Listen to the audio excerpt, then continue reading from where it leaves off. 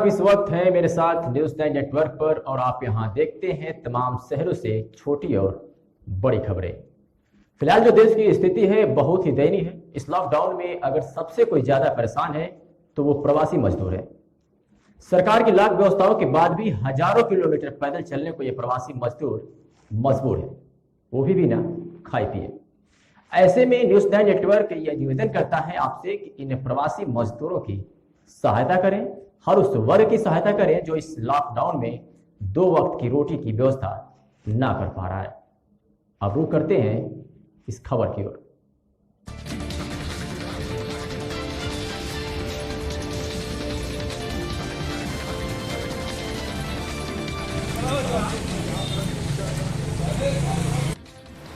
बलिया में मिले कोरोना के 2 नए केस, कुल मिलाकर संख्या हो गई 12।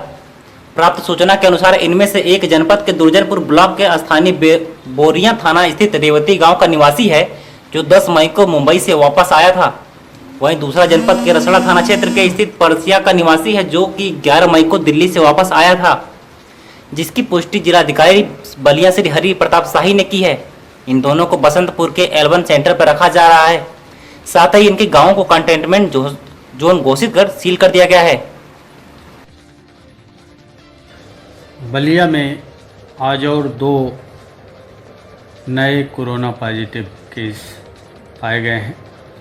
इनमें से एक व्यक्ति ग्राम दुर्जनपुर, तहसील बैरिया, ब्लॉक बैरिया, थाना रेवती का है जो 10 मई को मुंबई से चल करके और बलिया में आया है।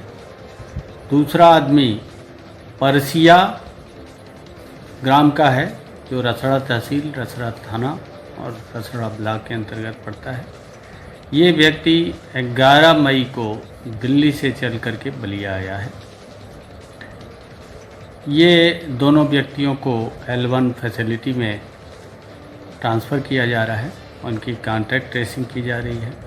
इन दोनों एरिया को कंटेनमेंट जोन घोषित किया जा रहा है और इस प्रकार अब बलिया में कुल 12 पॉजिटिव केस हैं, जिसमें से एक आजमगढ़ में और 11 L1 फैसिलिटी बसंतपुर में हैं।